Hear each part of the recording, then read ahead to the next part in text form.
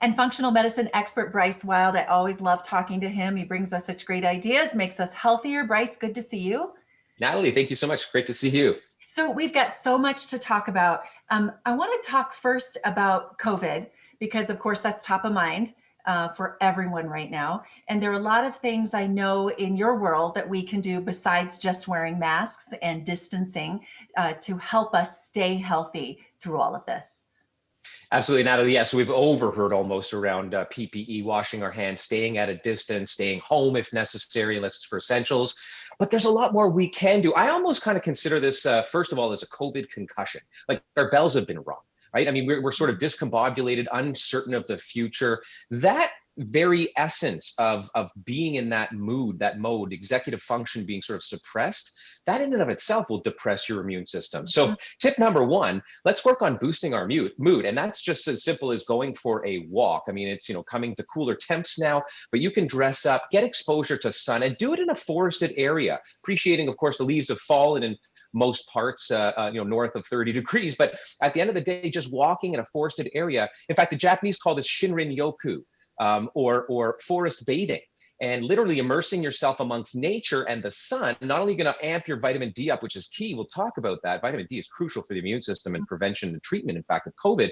But walking in a forested area, Shinrin Yoku, forest bathing, is going to actually expose you to negative ions. And that sounds bad, but it's actually really healthy. These boost serotonin, feel-good hormone. So these negative ions that you immerse yourself with and the sun, all of a sudden within 10, 15 minutes, you are feeling like a whole different person. So please get out and walk at a distance in a forested area if you could possibly do that. I also like to preach about these 5 ingredients. Scientists are studying a lot more now in conjunction with other treatments for all types of viruses as we're coming up to flu season as well. So this is for the common cold, for influenza, rhinoviruses, as well as COVID, as well as possibly even the novel COVID or the coronavirus too that we're experiencing, COVID-19. So here they are. So we've heard of vitamin C. Get that right up there at about 1,000 milligrams twice a day, or to what I call bowel tolerance. Number 2, I just mentioned it, vitamin D. We all need more of it. If you want to be extra conservative, ask your doctor to check your vitamin D levels on blood. 25 OHD is the test to have. But most of us should take what the Council for Responsible Nutrition says is the upper safe level of 4,000 IU every single day. Number 3, zinc. But here's how you do it correctly. Swallowing zinc is actually helpful to the immune system at around 10 or 15 milligrams of the citrate form a day. But look for the chewables or the lozenges or the sprays, because what we've seen, science is showing that it seems to be the mechanism of action of COVID and its adherence to the mucous membrane, the back of the throat and the nose. Zinc swallowing it might not do as much as actually sucking or spraying it. So number 4, this is a long mouthful. Remember it as NAC, but it's known as N-acetylcysteine. Just think of NAC, NAC.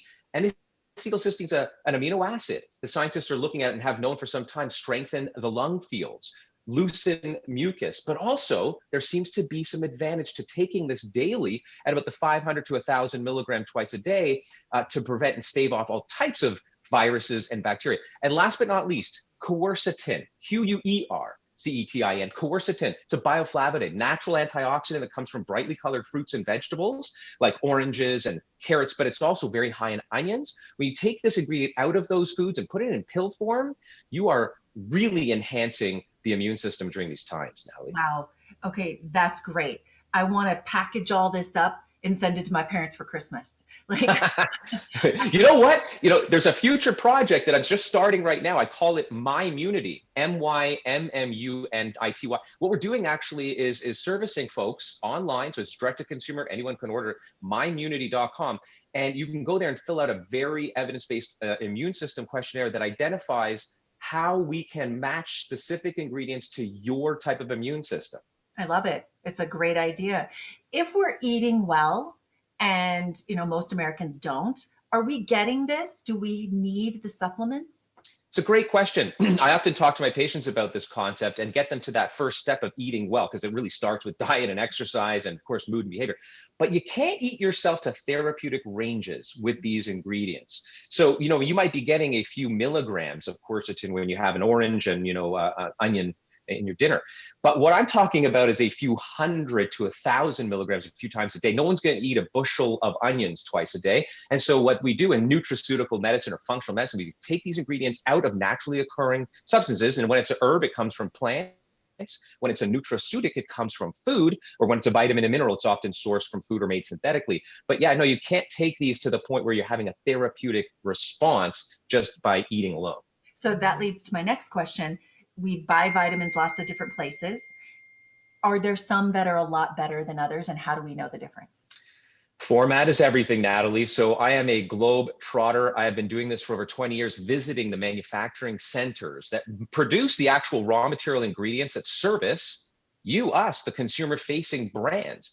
And I'm not about brands. I'm about look at the bottle and what's on the bottle, right? Some ingredients don't really matter, like vitamin D. I mentioned that at the top. D3, as long as it's cholecalciferol or vitamin D3, vitamin D3 is vitamin D3. It comes from sheep's wool. It's actually extracted from their the oils within their wool. The sun has hit that. It's been converted to vitamin D3. We consume that.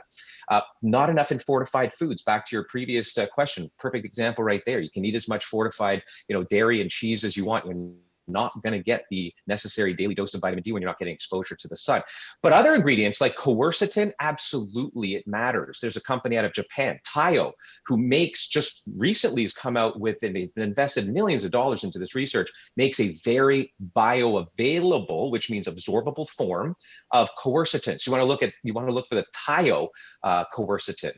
And I think they're going to call it sun quercetin, but I got to check my stats on that. And then you have ingredients like N-acetylcysteine. You know what? Doesn't really matter. Just look for the appropriate dosages. So it does. And I happen to be a lexicon of what ingredients do matter. It would take us hours to get through, so Echinacea. Echinacea is also great for some people. The work out of Cardiff University, Dr. Ron Eccles, Cold and Flu Center, the only one of its kind on the planet, studied Echinacea, but this very specific type of Echinacea. You look for this on the shelf by a company called A. Vogel, which is a Swiss company. This Echinacea has human clinical trials behind it. It's from the right part of the plant, so the rhizome, which is the part that's under the soil, and the aerial component, and he studied at the right doses. So get this, not just prevention of cold and flu, treatment, therefore, by reducing the actual severity once you get it and shortening the duration, proven. In Health Canada, here where I'm from, Toronto, we have a system within the federal level called the NRC and NHPD, or the Natural Health Products Directorate. This is the most stringent in the world. They have added a claim to this Echinacea: treats and prevents cold and flu. It's near drug-like, and it's a natural product. So yes, when it comes to Echinacea, you don't want to be buying from a company who's using the stalk or stem and dried it too long and not the right form. What was the name again of the company that you like? Yeah, so A. Vogel is a Swiss company where they not only grow their own, but actually produce and manufacture their own. So it's fully controlled. And they're shipped, they're a brand you can find across the world, Canada, North America, US, and Europe. Okay, so those are all the good things. Are there things in general, but especially with the pandemic, flu season, all of that, so more so in general, that we should completely avoid? I think being extremist is, perhaps, not the way to go, because we're already feeling down in the dumps and kind of, uncertain. As I mentioned, we feel discombobulated. I refer to this as a COVID concussion. But what we're doing is we're overindulging in our own reward systems. So true. And where we're going with this is not so good. You've heard of the quarantine 15. I'm getting all kinds of patients coming to me to consult about how do they lose this 15 pounds of gain. I said, look, it actually starts in the mind. And it's the reward system called dopamine, the feel-good reward neurohormone. So we're all overindulging in TV. Okay, we're all overindulging in the things that we enjoy within the snack foods and the takeouts, the Uber Eats and all kinds of other delivery systems of our favorite fast foods. So of course we're going to put on the pounds. We're also walking and exercising less. So how do we engage that reward system so as to not do as much of that? So I did a little shopping for you here. I'm going to introduce you to my shopping bag of goodies. Nice. And we're starting freezer aisle. First thing I want you to get used to is edamame beans. Yeah, I had some last night. I'm feeling good. Good. Yeah, we typically only do that when we're having Japanese takeout. But the other thing is seaweed snacks. These are really tasty snack, and they satisfy for that salty and slightly crunchiness. Wheat germ. Not sure if you've heard of wheat germ. It's got a very buttery, sort of nutty flavor. I had to use it as an alternative, actually, with some black rice. When you mix wheat germ and black rice, you have the sensation and feeling of KD, like macaroni and cheese. Another bean to be familiar with, fava beans. fava beans, these are so potent. I'm going to mention a caveat momentarily around engaging the dopamine system. Ricotta, cheese, right? Oats, that's another one to add to the list. And then last but not least, you'll love this. Everyone does. Chocolate, but 85%. Now, what do all these things have in common? Very high amounts of tyrosine. L-tyrosine is an amino acid that actually directly boosts dopamine. Fava beans themselves actually contain L-dopa, the direct amount. So they're actually, I mentioned a caveat, they're contraindicated in individuals with Parkinson's because they're already taking levodopa. It can mess with their medications. But food is powerful. Perfect example. And guess what else we're doing too much of? What are we doing? Alcohol? A little bit too much. You got it. We're drinking too much. So this is liquid pounds. You know, there's so many calories in your average single-sized drink. You're talking about a few hundred, maybe even 500, depending on how sweet you like your cocktail in the afternoon. But here's some really cool research. I'm all about science and research. So this one is amazing. I've been using this for a couple of years. Sobernix. Okay, see what it says there on the bottle to get that tight enough? A little out of focus. What is it? Yeah. It says advanced alcohol support. So here's how this works. So Harvard study, this is a Harvard study. They took university college students, 2 groups, and said, drink as much as you want. But group 1, they gave a placebo, which is a sugar pill, does nothing. Group 2, they gave Sobernix. It's made of kudzu, that annoying vine that grows almost everywhere throughout the South and Southwest. Kudzu plant. So how powerful is this? Extract of kudzu plant and some other really wonderful ingredients in here. Milk thistle, angelica, for example. These are roots and extracts of plants that reduce cravings, especially for alcohol. So the second group got this kudzu extract, Sobernix. They drank 50% less, given free will to drink as much as they want. It seems like this mechanism of action may be something where you already feel that sort of buzz you're looking for, that, depending on how much you're drinking, but you feel it a lot sooner. And so you drink a lot less. That's crazy. This is available on Amazon. I tell everyone, go, it's a couple of, the other thing we're not doing enough of is drinking. So a few drops of this in a bottle of water, you carry that around with you throughout the day, you're going to drink less, crave less. And those foods I mentioned earlier, that's going to help reset the dopamine system and reduce overall cravings. Wow. Okay. Good thing I'm taking notes. You have so much good information. Let's also talk about, men's health. I know that's something that you deal with a lot, and it's a very important topic. Yeah, absolutely. So, and that's why I'm sporting the mustache. I'm going for the Freddie Mercury look. It's 17 days in. It's got a little bit itchy, but I'm trying to raise some awareness around men's health. Look, as a guy, I know this to be true myself, and certainly my patients. We have to have our heads cut off or bleeding from an orifice before we ever end up in the doctor's office. It's just the reality. Our female counterparts, typically either our mom or our spouse or what have you, is going to be the one bringing us. And we don't think too much about prevention. Don't know why. It's the male mentality. Who knows? I do know, however, that as it pertains to us being sort of our brains more visual learners compared, not that doesn't mean females aren't, it just means we're a little more, and females are a lot more auditory. They have a lot more logic than men do. This has been studied, but we're visual. And so I created this concept of the home. And so going from, room to room and identifying those areas. So guys, think about this as your home, and the different rooms in your home should engage thought around where you need to focus more on your health. So it starts in the bedroom. I mean, really, this is where it is. Guys care about libido. They care about ED. They care about prostate. And that's what this is all about. So in the bedroom, one of the best ways to enhance prostate health, even at an earlier age, is a wonderful herb. And again, this is my world, called saw palmetto. So this one here is, again, that company A. Vogel, amazing herbs. Saw palmetto has been shown to not only protect the prostate, especially with BPH, so benign prostate hyperplasia, right? So this is not prostate cancer we're talking about, it enlarged prostates that actually have similar symptoms. Inability to void or have a full urine stream, maybe even, by the way, and this is where you want to talk to your doctor, if there's blood in your urine or your semen, you're absolutely showing up at the doctor's office. Do not wait. That's possibly cancer. But this improves prostate health as well as erectile function and overall libido. It's been clinically studied. So it starts in the bedroom. For everyone, we move over to for men, all men to take that. No matter. I'd love men to be taking that, especially as we hit our late 40s and early 50s. That's the time to start. And by the way, get that DRE. It's not the most comfortable thing to think about, the digital rectal exam. It's something all men should be having. Some, talk to your doctor. Some, men have a higher risk than others, depending on their family history, their ethnicity, and so forth. So we'll go and get the checkup. So then from the bedroom, we move over to the washroom. Guys disregard their stool all the time. They're like, oh, whatever. We spend most time on the toilet, but we don't actually look. We should be looking. So there's something called the Bristol stool chart. And this is actually a form chart, like the Snellen eye chart, where we actually have what is normal. And so look this up or Google it, Bristol stool chart. Okay. Your stool should be a form 3 or 4. That's what you want to be looking at. I mean, that comes out S shape, dives into the toilet bowl like an Olympic champion, right? So no splashes, no mess. And so if that's not the case, probably you want to look into probiotics and even prebiotics.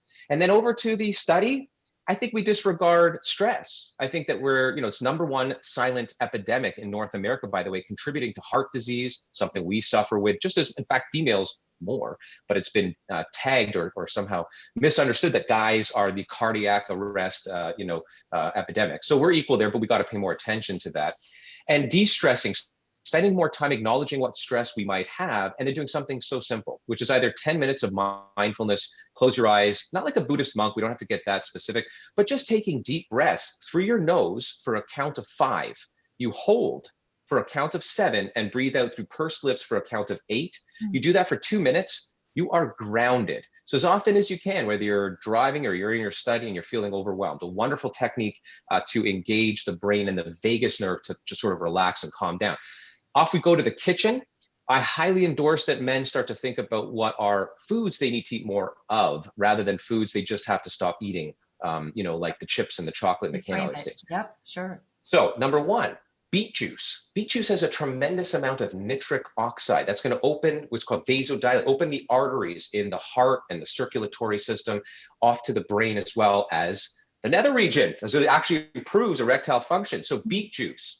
Pomegranates and pomegranate juice, amazing for the prostate. Wonderful human clinical trials shown that the antioxidants, anthocyanidins or PCOs found in pomegranate juice thwart both prostate cancer and BPH.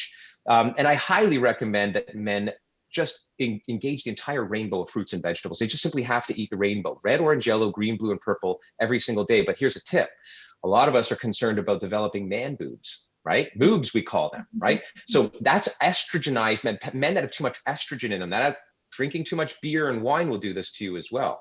Not just the beer belly, but boobs. So not only limit the alcohol, but start to eat a lot more kale, cabbage, broccoli, Brussels sprouts. This whole category called the cruciferous vegetables will help you dump estrogen, help you rid or detoxify estrogen, Natalie. Wow, great information. I always tell my kids, like, your plate needs to be so colorful. Like, you've got to have a rainbow on your plate, and it can't be a rainbow from a box. It has to be straight. Oh, absolutely. Yeah. Great advice. Straight from the fruit bowl, vegetable bowl, whatever that is. That's how I try to explain it to them. Good for all of us. Okay. I want to talk about your book, the most recent book. You talked a little bit about reframing your mind when it comes to not eating the bad foods, eating the good foods, maybe losing weight. Tell me more about what you've been studying in this book. Yeah, so brain spanners, I call it, and it's a new term. We've become familiar perhaps with, lifespan, and that's the amount of, years you'll clock on the planet. And then, of course, health span. We're becoming more familiar with this term. Health span is not only how long you'll live, but with the, best sort of physical health you can have. And we're borrowing a lot of this information from centenarians, people that live in these pockets around the world that live 100 and beyond. So Loma Linda, California, the Sardinians, in Italy. We've got Okinawa in Japan, huge amounts, in fact, the most centenarians on the planet, Himalayan mountains, all these different pockets. What's the common theme among these? So I took task to study these blue zones, we refer to them, but I exclusively looked even further at not just those people that lived longer and healthier physically, but with the fullest, most astute, sharp minds. So what we all crave more of these days is to become faster. We want more attention, focus, alertness, and concentration, better memory. So I talked about how these people achieve all that. And, we miss a lot of the gems. We often talk about diet and maybe even supplementation, but I dove deep into sleep and sleep architecture. I interviewed some of the brightest minds on thwarting Alzheimer's. Dr. Dale Bredesen, mark my words, he will win a Nobel Prize for his work. He has published, studies of 600 plus patients that he is reversing Alzheimer's for and what he does. He does what I do, functional medicine and applying good nutrition and supplementation to this, because there was never going to be a bullet. Like, I mean, too many pharmaceutical companies have been seeking this magic bullet for too long. There will never be one drug because there's a multi-pronged issue. Yep. He's identified predispositions, including vascular disease. So there's Alzheimer's underlying from vascular disease. The underlying cause might be inflammation. The underlying cause actually might be sugar, right? So there's this metabolic issue around certain types of Alzheimer's disease. And then there's the autoimmune or the immune dysregulation form. So there's all these things. So I dove deep into brain health. And Brain Spanners is live your healthiest life possible like a centenarian, but with the most optimal brain health possible. So I interviewed 20 top in their field, Dr. Mehmet Oz, Dr. Andrew Wylde, Dr. Daniel Amen. Dr. Daniel Amen, who talks a lot about, he's a psychiatrist and he's done over 120,000 SPECT exams, and all the information that he's leveraged against that wonderful guy. I'm sure you've interviewed him before.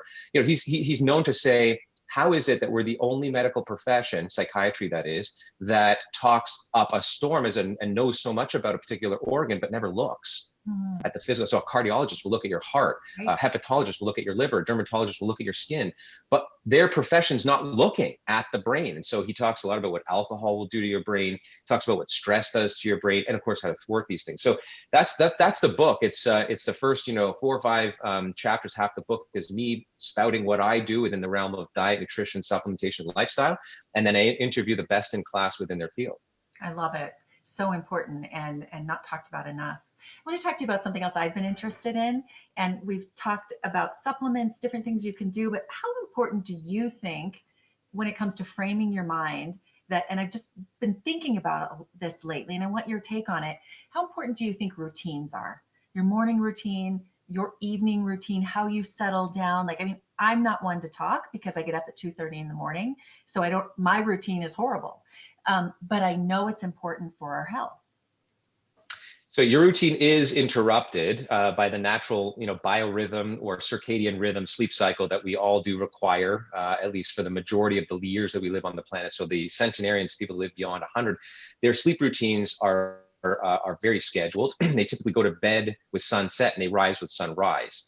And that's important because light really controls our circadian rhythm. It actually goes through our eyes into the back of our brain, hits the pineal gland that regulates melatonin, the sleep cycle hormone, and serotonin, the day cycle hormone.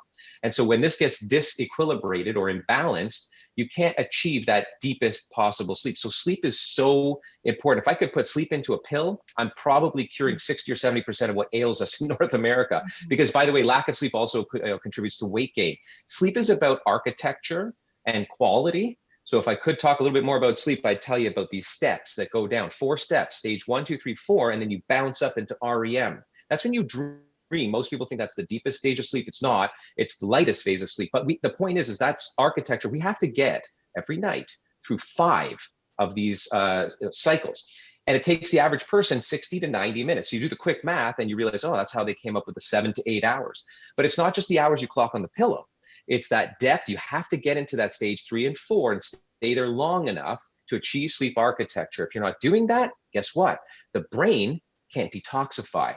So we've heard of the lymphatic system, the lymph that surround our body, and it moves toxins through and helps the immune system function.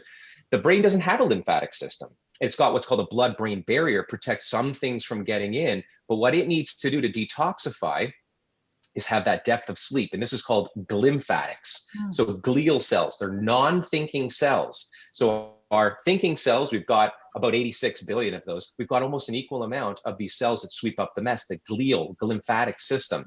But guess what? The glymphatic system cannot work unless you get into a deep sleep. The room has to be cool, 68 degrees or so.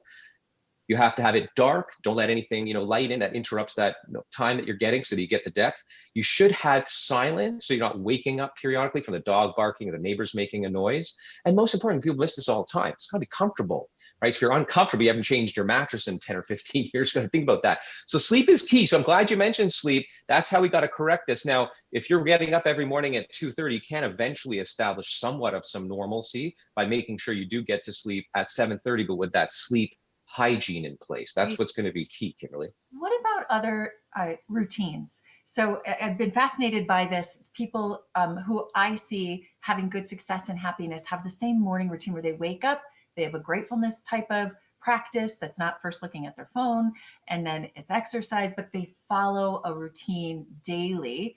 They don't miss it ever. Do you think that Sure. from a functional medicine standpoint, that's important? Yeah, absolutely. In fact, we understand what these individuals are at the genetic level.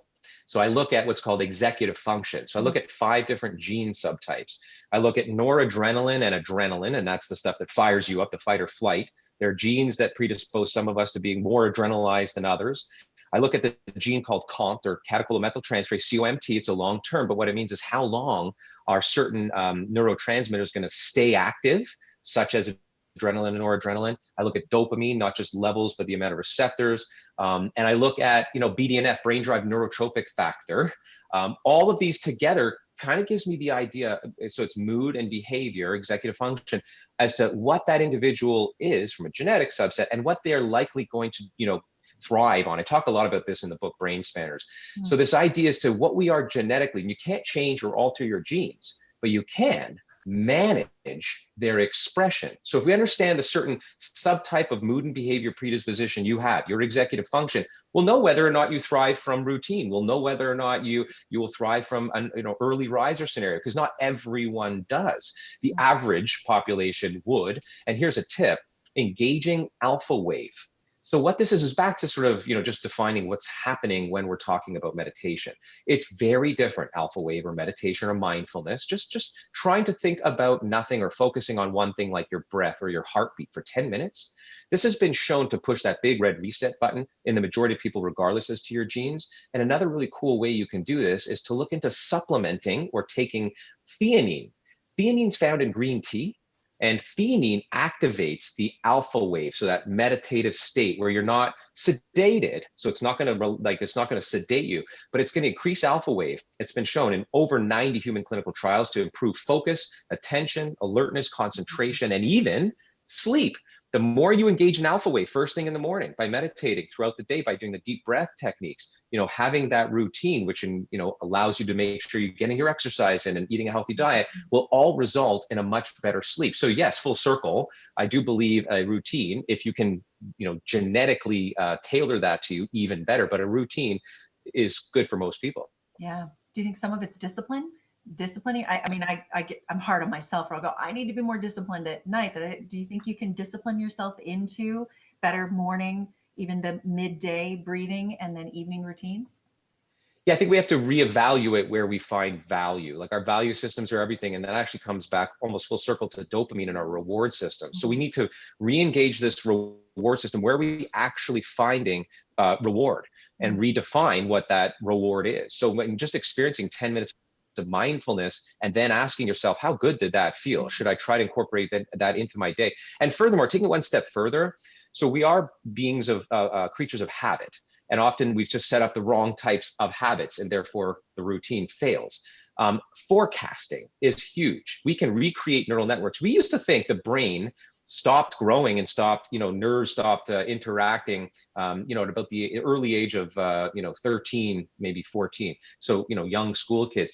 Now we've actually understand that there's something called neuroplasticity and neurogenesis throughout our lives, especially in the hippocampus, the area in the brain that's responsible for memory and learning. So what this means is that we can, for the rest of our life, provided we do treat our brains well, we can regrow new nerves, and we can decide where to put those nerve connections. We can uncouple, which is just as important. Forgetting selectively is just as important as remembering, and the brain can remain plastic. And here's where I'm going with this: the idea that the day before, so for a 24-hour ahead survey of what's to come for you in your day ahead, can be analyzed and edited. So you can think about you think about what your day is like tomorrow, and we all know what that is, the agenda. And we often know what the emotions are established with that particular item in that calendar or agenda. But guess what? It's old coat syndrome by and large. So what it is just basically it's attached emotions, or I will exercise, or I won't exercise, or I will meditate, or I won't meditate, based on historical, how often you've done it. So to create habit, and we know this takes about 3 weeks, right? 21 days. to actually firm it up. But think about it, the night before, there's a 3-column exercise, okay, real quick. So this is I expect, so these are expectations you want to analyze. And then what you want to do is edit, like the editor of a movie. You want to edit those expectations if they're not ideal. And then you leave this last column for a reevaluation the next night. It's called outcome. So if you analyze your day and you don't like a number of things, like you didn't exercise, your expectation of exercise tomorrow, maybe it'll happen. No, that's not a great thought, because that probably means it won't happen. So instead, what you want to do in your edit is you're going to say to yourself, I am going to exercise, and here's how it's going to happen. And you see yourself do it. It's visualization. Sports athletes do this. Yep. Visualization of exactly what exercises, how it's going to feel, and how you're going to benefit, and how your pants are going to fit better. Yep. Then leave that outcome until the next day. Study it at night. Did that actually happen or not? The chances are 60, 70, or 80% of the time, it will have happened because you thought about it and you edited it. And this is how you develop, good habits and outcomes. And then what'll happen is these old expectations of not exercising in the morning are going to uncouple, and new ones are going to form with the chances that you will. You flip a coin 1,000 times. There's only 2 chances, heads or tails. 1,000 times you flip the coin. Statistically, until you reach the law of high numbers, which is hundreds of millions. Statistically, every time you flip the coin, it's a 50-50 chance. And yet what we think is if we've done something 12 times, the chances are that that's the same thing that we're going to repeat, because it's a survivalistic thought. Yep. It's something that it's old brain. Yeah. Wow. Such good information. I'm just so happy to talk to you, giving me a lot of inspiration. And I know those who take in this and take the notes are just learning so much. So thanks for sharing it with us today. Amazing. Well, thanks so much for having me, Kim. We really appreciate it. You. We hope you come back here to the Denver area sometime soon, or we need to get up there to Toronto. Can't wait. My uncle lives there, so I stay with him, anytime I'm in town. So. Well, once we can travel a little more freely, please come back. Yes.